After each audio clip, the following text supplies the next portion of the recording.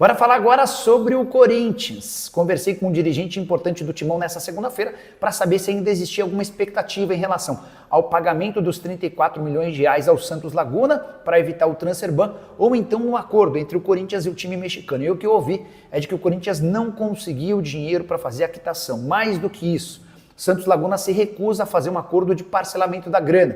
Tudo porque alega que procurou por 20 vezes Augusto Melo enquanto presidente para tentar um acordo. E nas 20 vezes nem sequer foi respondido. Foram trocas de mensagens por telefone, por e-mail, WhatsApp, enfim. O presidente, que sofreu impeachment nesse sábado, ignorou solenemente o time mexicano. Por conta disso, Santos Laguna afirma que procurou empréstimos bancários para solucionar a falta de dinheiro que contava por conta da transferência do Félix Torres e nesse momento só aceita receber os 34 milhões de reais à vista, não há possibilidade de parcelamento. O Corinthians dessa maneira já entende que o transfer ban é questão de tempo, mas procura soluções para tentar fazer o pagamento nos próximos dias. Essa fonte corintiana com quem conversei também contou que não deve haver o transfer ban de forma imediata. O prazo termina na noite dessa segunda-feira. Na terça-feira, o Corinthians já é punido. A tendência é que esse processo demore 1, 2 ou até 3 dias. Então, no melhor dos cenários, o Corinthians teria até quinta ou sexta-feira para fazer o registro de novos atletas. Vale a lembrança de que a partir do momento em que a FIFA definiu o transfer ban, o Corinthians só volta a poder inscrever atletas quando fizer o pagamento dos 34 milhões de reais. Ao menos, Vitinho foi registrado no BID, o Boletim Informativo Diário da CBF, nessa segunda-feira. Com o Vitinho está tudo resolvido. Há outras necessidades no elenco corintiano. O Corinthians também busca mais um zagueiro, um lateral direito e outro atacante. Resta saber se vai haver tempo hábil para eles serem inscritos antes do transfer ban ou se fica para o momento seguinte. Olha só, existe uma pressão dentro do Corinthians em relação a Fabinho Soldado, para que, uma pressão que já está fazendo efeito, essa é uma informação exclusiva, para que o Corinthians não contrate o Ricardo Sgaio, jogador de 32 anos. Basta ver, né, se essa pressão vai funcionar. O Fabinho Soldado internamente já começa a dizer que não, né, não vamos fechar, aquela coisa toda, mas ainda há um temor em relação a isso. Né, o Corinthians negocia com o Ricardo Sgaio, lateral português de 32 anos, né, que pertence ao Sport de Portugal. Ele é reserva no Sport, estava tentando a liberação junto ao Sport para jogar no Corinthians, inclusive já meio apalavrado, né, com o Corinthians, já que é um desejo aí do Fabinho Soldado, é aprovado pelo Scout. Eu venho falando isso já há mais de uma semana para vocês. E agora eu estou atualizando, o canal Café do Setorista é sempre na frente para você. A pressão, o Fabinho sentiu um pouco. Eu hoje já não garanto mais se o Ricardo Sgaio conseguir a rescisão, se ele realmente vai ser jogador do Corinthians. Já não dá mais para cravar, porque, né, o Fabinho começou a já desconversar em relação ao Sgaio internamente dentro do Corinthians. Não quer dizer que não vai rolar, mas a pressão está funcionando. Então você que está externamente fazendo uma pressão para que o Ricardo Sgaio não seja jogador do Corinthians, né, porque é um jogador que é quase um meme lá em Portugal, né, que a gente viu aí dos torcedores, tá dando certo. Continue, porque o Fabinho meio que está quase pipocando em relação ao Ricardo Sgaio, lateral de 32 anos, que não é barato, tá? O Corinthians está emprestando o Léo Maná, eu vou te trazer divergências em relação ao Léo Maná, ainda o contrato não foi assinado, o Corinthians já emprestou o Fagner pagando 500 mil, enfim, a lateral do Corinthians é muito mal administrada, aliás, as duas laterais. E agora tem essa questão do Sgaio, que o Fabinho está sentindo a pressão, porque já estava praticamente, né, apalavrado com o jogador esperando uma liberação. Hoje eu quero atualizar vocês, se essa liberação acontecer, não dá para garantir mais, porque o próprio Fabinho falou, não, já está falando dentro do clube, foi oferecido, não é bem assim, enfim, já está desconversando em relação ao Ricardo Sgaio. Mas, com o empréstimo do Maná também, se efetivar o empréstimo do Maná, eu não duvido nada que ele, né, tô nem aí, vou fechar, já está fechado mesmo, vamos para dentro, vamos cair para dentro. Enfim, vamos aguardar Ricardo Sgaio, pressão interna no clube em relação ao português. Você concorda com isso? Eu quero a sua opinião nesse blend. Você quer ou não quer o Sgaio? Comenta aqui, deixa o seu like e vamos seguir falando do Coringão. Ó, a diretoria do Corinthians, pelo menos essa diretoria nova, eles são bem sérios e tratam todos os assuntos com importância, tá? Deixa eu passar para você o que está acontecendo. Em relação ao Léo Maná, o Corinthians não está assinado ainda, tá? O contrato, o empréstimo não está assinado ainda. Mas o Fabinho Soldado acordou com o Criciúma o contrato da seguinte forma: o Criciúma vai pagar o salário do Léo Maná, cerca aí de 60 mil reais por mês, e só que o Corinthians vai emprestar de graça.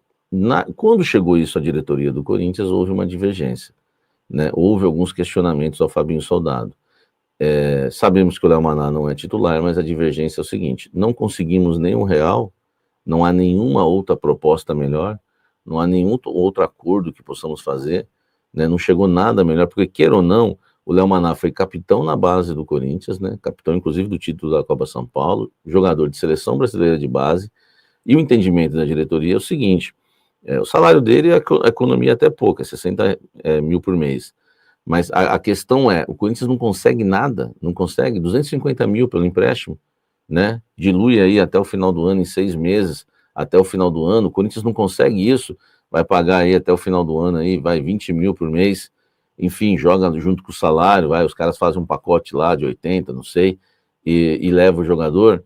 Então há uma divergência hoje em relação ao empréstimo do Maná. Há pessoas na diretoria que acham que o Corinthians tem que parar de ficar, né, sendo a mãe de todo mundo, né? Lembra que o Cuiabá, quando a gente vai querer algum jogador de algum outro clube, ninguém alivia pra gente, né? Então há uma divergência hoje, o contrato ainda de empréstimo não foi assinado, tá? Entre Léo Maná, Corinthians e Criciúma, porque tem gente no Corinthians brigando para que o Corinthians receba alguma coisa e não empreste de graça o Léo Maná. Agora vem a pergunta para você, né? Vamos falar de negócios, não de futebol.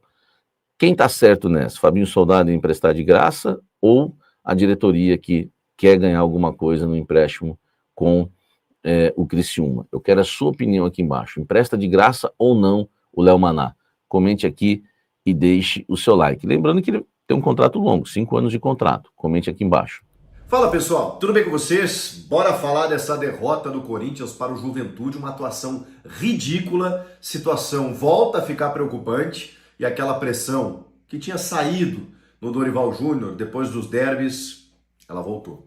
Chega mais, eu sou o Chico Garcia, inscreva-se no canal e vamos juntos. Rapaziada, segunda-feira, frio de Caxias do Sul, jogo 8 da noite e o Corinthians parece que não viajou.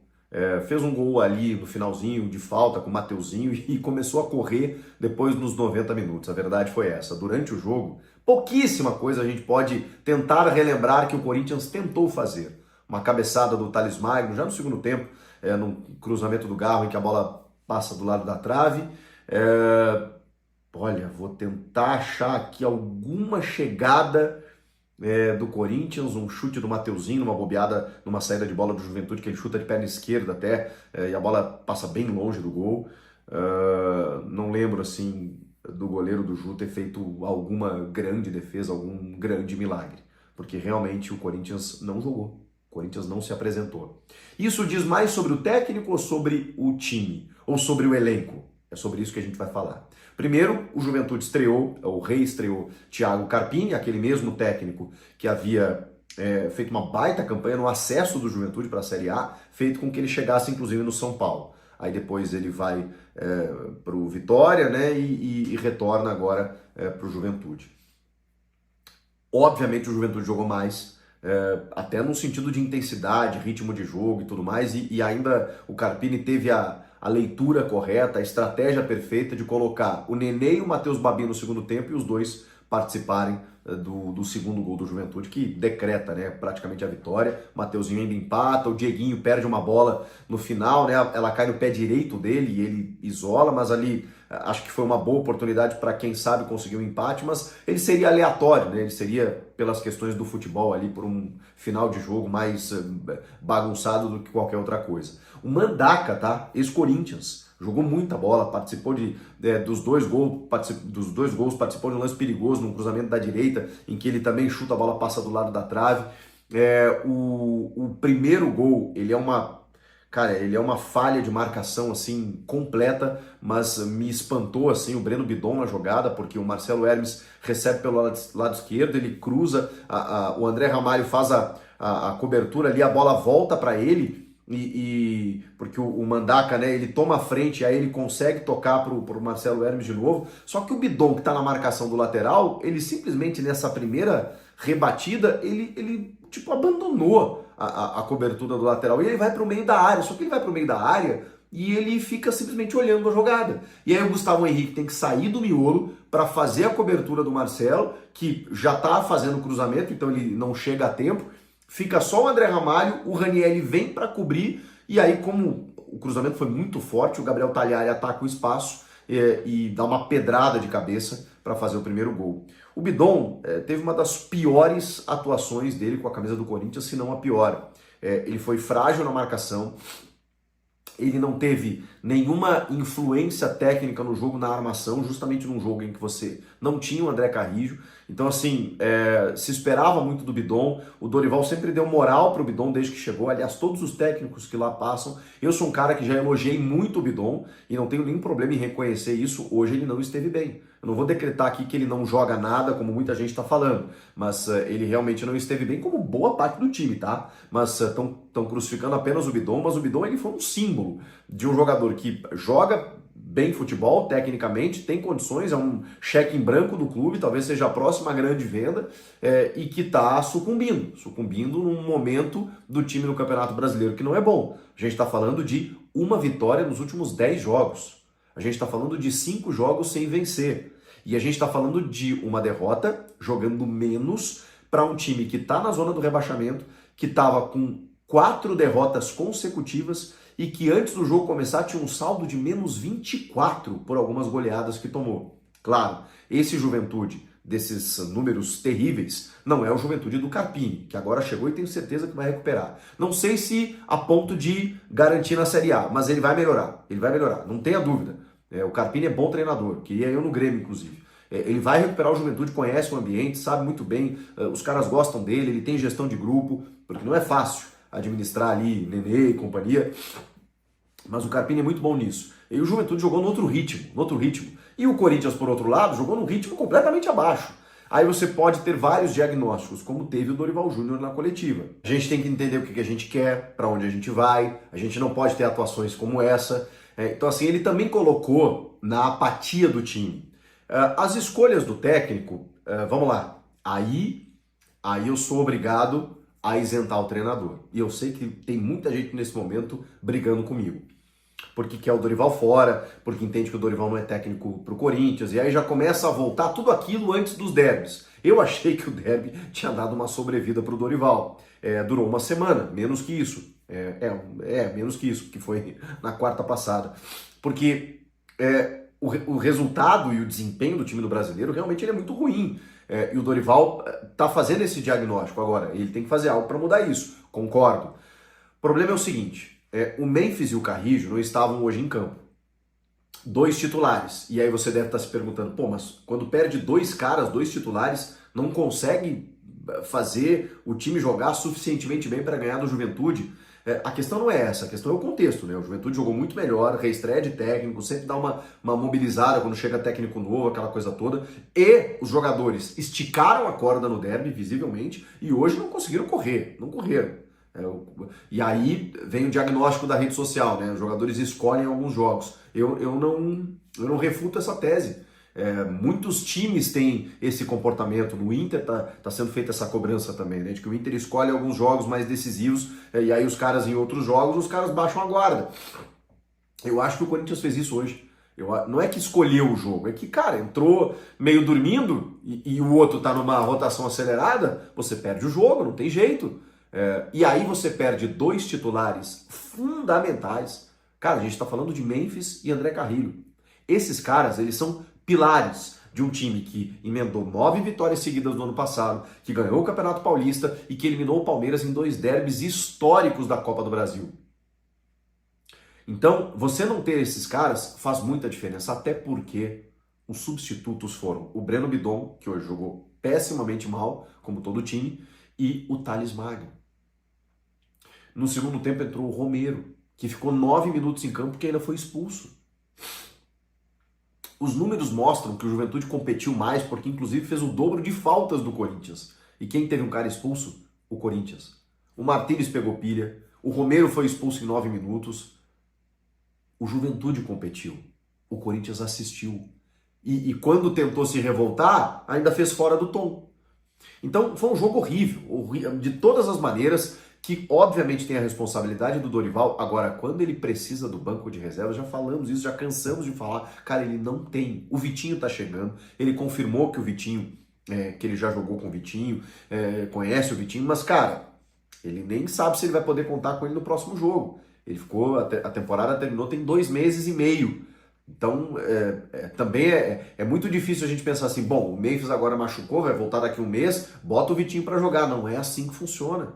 E o Carrilho, o Dorival disse que nem conta com ele para essa temporada.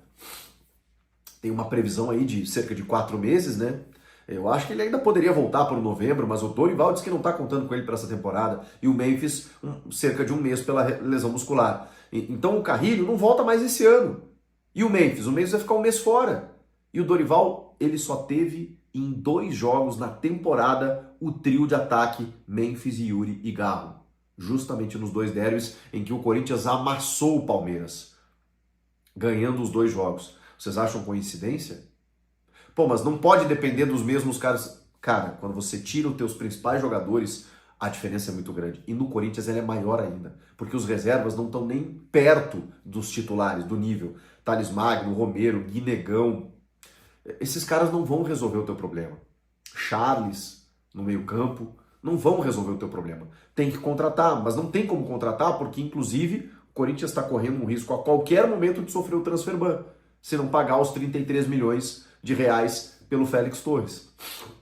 Felizmente anunciou o Vitinho, inscreveu o Vitinho nessa segunda-feira, agora os outros. E tem 3 semanas para terminar a janela. Então, assim, a situação é preocupante. O Corinthians está numa situação ali de 6 pontos da zona do rebaixamento, não parece tão perigoso, mas né, cara? O Corinthians, de todos os times ali que estão brigando, é o único que tem 19 jogos completados, né, no encerramento do turno, tem outros que ainda têm partidas a realizar, e o desempenho do time é sofrível no Brasileiro. Faz 1 mês, vai completar 1 mês que o Corinthians não vence. Foi aquele 1-0 lá contra o Ceará, fora de casa, que o Thales Magno fez aquele gol meio sem querer. Só, numa jogada do André Carrillo. Só. 10 jogos, 1 vitória. Nos últimos 10 jogos. É muito difícil, gente. Então, o Corinthians vai precisar ligar uma chave no Campeonato Brasileiro, porque precisa reagir, precisa pontuar para não sofrer o mesmo que sofreu nos últimos anos, e entender que esse trio ofensivo, Memphis, Yuri e Garro, eles não vão jogar todos os jogos. Agora sem o Carrilho também. Então, assim, o nível vai cair muito. Precisa contratar ou vai sofrer muito. O que vocês acharam do jogo e de todo esse cenário que eu trouxe para vocês aqui? Comenta aqui, inscreva-se no canal e eu volto na próxima.